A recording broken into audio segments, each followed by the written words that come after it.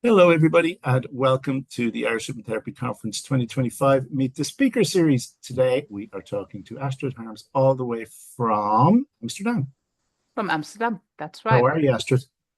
I'm good. Thank you for having me. How are You're you? most welcome. Delighted to see you and delighted you're going to be in Dublin Aha. Yes, again. I will be looking forward to it. Again, yes. Well, this time as a speaker, though. Yeah. Absolutely. Absolutely. So it's your first time speaking in Dublin. hmm And you enjoyed last year? Says you I had most of did. them coming back. It was amazing. The amount of connections I've made and the amount of information I got out of it. It's really propelled my business forward a lot. That is Just fantastic. just the conference in Dublin. Yeah. Yeah, yeah, Everybody should and come. that actually, I'm delighted you're saying that because it's not just about the information that you learn. So much of it is about the conversations and connections that Oh my God, take no, place when you're. no. I mean, I've been to other conferences and meetups as well, but the Irish one really has a different spirit. The Irish spirit, I guess, Well, that's true. and a lot of Guinness too. Yeah, yeah, not for everybody, but a few. Or there's a replacement in its place of Guinness. Um, so for those, because this is the largest conference that we've had, there's all kinds of choice. Mhm. So who is Astrid? Tell us a little bit about Astrid and how you got into hypnosis and hypnotherapy. Oh, okay. Long story. Long story short, my name is Astrid Harms. I work near Amsterdam, but almost exclusively online because I work mainly in English. And I work mainly with mind-body issues. Anything where the doctor says we're managing this condition, or we don't have any clue what to do, that's when I go out and find out about that issue and just try to find a sort of therapy or some way to approach it with hypnosis so that we can help the people. Mainly, it's about empowering people to get the mind-body connection back and to realize that their mind can heal their body or can help support their body heal. And how did you get into hypnosis then? Right. So, as most of us, I had a previous career. Yep. I used to work in TV and got a bit of journalism out of that. I did technical communication, have a Master of Arts, and used to draw lots of information out of software engineers' noses, brains, and translated it to normal language. I was also translated German English, but that as an aside. So what I know how to do is take complicated information and make it accessible for normal people. That's my background. So that's what I did before my big stressful period that I had to make it very short because that was a long time. Um, and as many others, I had cognitive behavioral therapy that I didn't get much out of, except for, can you change this issue? Yes, I can. Okay, in that case, change it. Can I change the issue? No, I can't. Okay, just accept it then. That Okay. was all I got out of 12 weeks or 12 sessions of therapy. And then I came across totally by accident across hypnotherapy, hypnosis, and I was like immediately like, wow. And I started, with one course, then came the other, came the next, and I started reading and just, learning so much about it and helping clients, with the Yeah. usual stuff, phobias, anxiety, the little things. And then I decided to specialize in mind body issues because I was, when I had that stressful period, I was really, really ill. Um, I lost my hair. I was really, really fat. I was not well at all. I was constantly sick. And that the therapy didn't help, but hypnosis, hypnotherapy, that really, I could feel the changes immediately. And that's the advantage of it, really. It's much quicker than any other therapy because you're not using your cognitive brain, you're using the subconscious to make the changes. Yeah. I know there's people who say there is no subconscious or that we haven't defined Absolutely. that Well, term, let's say but who you're cares? using the Yeah, emotional side of your brain where all the yeah, habits, beliefs, and behaviors are. Absolutely. exactly. So you can make changes almost instantly, and that's just the amazing thing. And yeah, and with hypnosis, I basically healed. I look a bit better than I did all those years ago. And I'm looking forward to life, and I love learning, love living, and it's a totally different mindset as well. And I think that's yeah, both are very much connected, having You that mean spirit, and you mean that's your mindset is different yeah, since you started totally, doing therapy? Okay. totally. It's like, oh my God, is there anything to live for? And there Right. was. Yeah, of course, So in my absolutely. mind, so that's kind of the spirit that I try to instill in people, the empowerment that you get. Yeah, well, I mean, as somebody who works with the mind-body connection all the time, because I'm a huge fan of that and I do a lot of work on it. Yeah, exactly. I'm delighted that you're doing that because it is more than just the smoking and the weight loss and everything else. Yeah, You know, particularly when you're working with stress and trauma type stuff, people feel that in their bodies. I yeah, mean, literally, and it has all kinds of physical effects on the immune system and the it nervous does. system, everything else. Yeah. So, And I really nerd out about that too. That's why I've been researching tinnitus, I don't know, for 9 months now, and I still don't know everything. And well, okay, you and I don't think anyone knows everything, to be fair, but because no, otherwise there'd the be an thing is, immediate solution. nobody knows, not even the scientists knows what tinnitus actually is and where it comes from. And yeah, Yeah, so so how did you get into that particular topic? Because that yeah, is what you're going to be talking about in Dublin. yes. And did you get into it? Right. So first of all, when I was so sick, I had tinnitus as well. That's one, but it went away again. And my mum had it when I was a little kid, and she was just because you have people who get it really, really loud at the beginning. She had sudden hearing loss and she used to be a school teacher, and then she wasn't. Well, you couldn't put any stress on her, nothing. So we were kind of left alone. We couldn't have any demands, nothing, and that really impacted us or impacted me um, for life, really. That really changed the trajectory that I went. And there is a huge social impact for all families with sufferers of tinnitus, really, especially when it's that strong tinnitus, that Mhm. severe tinnitus. But there's many different shapes and forms of tinnitus. The sounds are different, the experience is different, and the Okay. stress that is experienced can be different. So, um, do you want me to go to the very basics of what Well, tinnitus is? the question is, what role does stress play in it?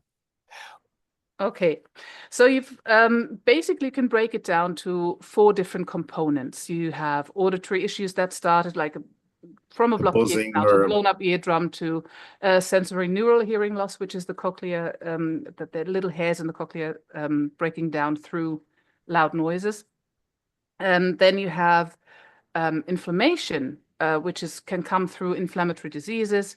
You have somatosensory issues that would be, for example, jaw issues, head and neck issues, or any nerves problems along the nerves, cranial nerves especially, and stress, of course, psychological issues. That includes trauma. This is why PTSD and tinnitus are very much connected.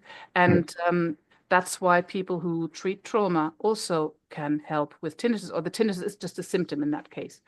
But you can also see tinnitus as an alarm, as a smoke alarm or whatever. When there is an inflammatory disease or any other thing, um, and this is how people may experience it. It is a sort of alarm from the body. Hey, watch out for yourself, reduce stress. And there we get to stress.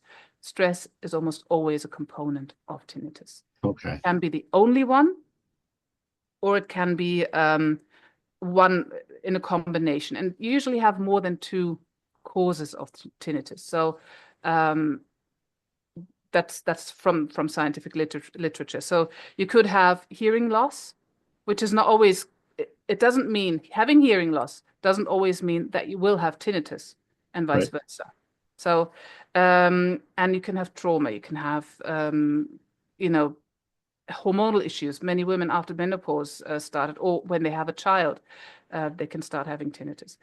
Um, and stress is a special one because you will have that buildup of one or different components of tinnitus that makes it worse, or that it consists of. But the distress that you feel, that's completely unrelated again to the level of noise that you have. So you have people who have tinnitus at 10 and they're not distressed. They're used to it now, Mhm. or they don't get bothered. And then you have people who have it at 4 or 2 and they're, Okay. through the roof But stressed out. actually, the reason and I suppose there's a very specific reason. There's a Yeah. number of reasons why I'm asking. Hmm. Um, so say for instance, I work with a lot with FND Yeah. and stress and trauma play a huge role in that, Yeah. right? Yeah. And trauma would be one of the original causes of the Mhm. FND in the first place. But stress will also then be a Yes. trigger for it. Yeah. when someone's under a lot of stressful situations, once they have it, their seizures come, their walking issues come, their dizziness comes, whatever it is. Um, and actually, even the symptoms of it will cause stress in someone's life Hmm. because suddenly, Yeah. if they could move freely and now they can't, Hmm. their anxiety spikes, their panic attack spike, etc. Is it something similar in this case that you've stress that causes it and stress Yeah. as a consequence of it? I Okay. was just gonna Yeah. get into that. Sorry. You have a vicious cycle that where the distress exacerbates the tinnitus and the Yes. tinnitus exacerbates the stress because you are caught in this noise. You can't escape it. It's something. It's like trauma, being in an abusive relationship that you can't get out of.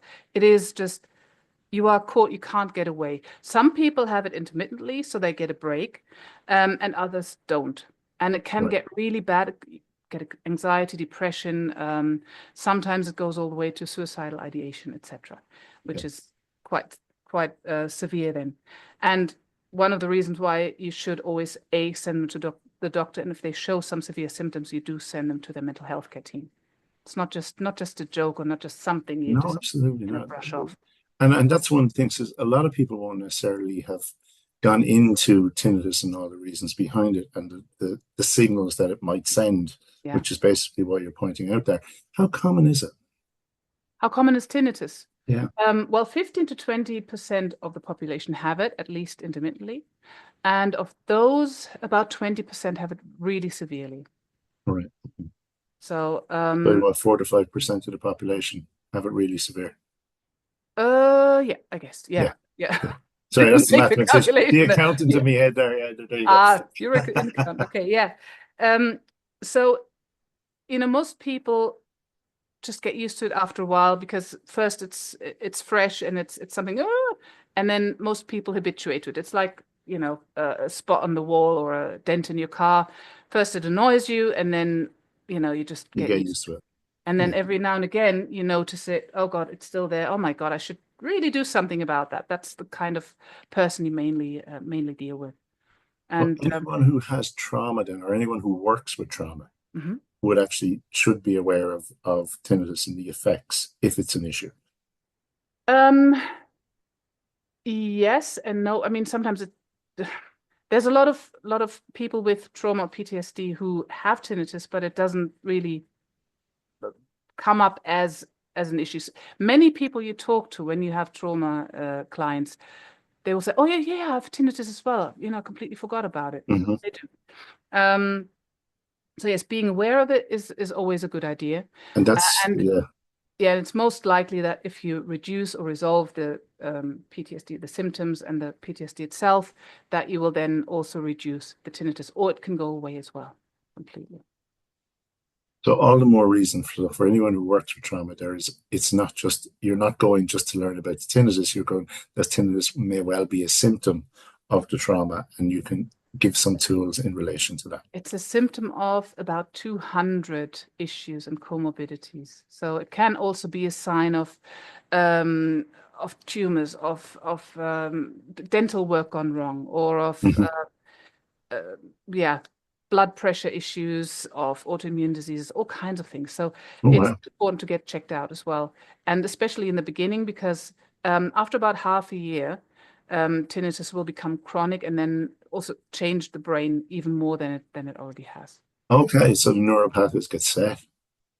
Yeah, it's very much like chronic pain because that Okay. changes as well. Um, God, no, I forgot what I wanted to say. Ask another question, please. That's all right. You'll know the answer by the 5th and 6th of April, won't you? Yeah, I will. I will. I'll You'll actually know have a what you were proper going to say at that presentation. stage. You already know the answer, says you. No, listen, I'm really looking forward to the conversation. It's going to be a very interesting talk, and it's something I want to learn about anyway, because as someone who works with that all the time, I know very little about tinnitus. So even this Most people conversation, don't.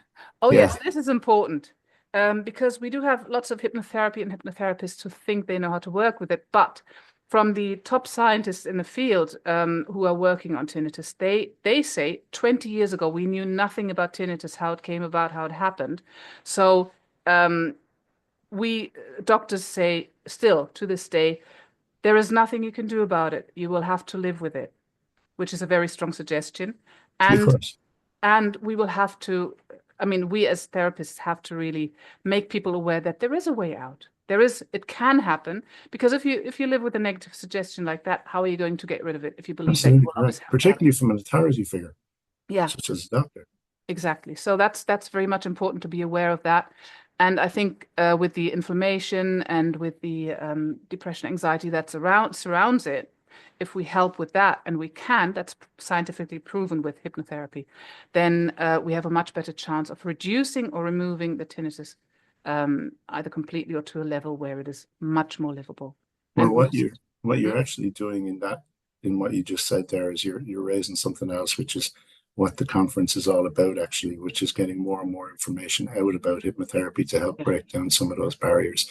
yeah, Um, because we work with people's minds, and because we work with the mind affects pretty much everything that anybody does. And yeah, I'm not saying we have superpowers, but people's immune systems are amazing if they're yes. left to be believed in and to do the work themselves.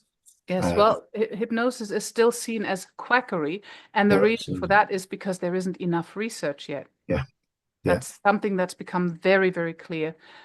So we should probably or potentially work on that, on getting more research out there. There's And not as much money in hypnotherapy as there is in new drugs and devices, but there we are. absolutely.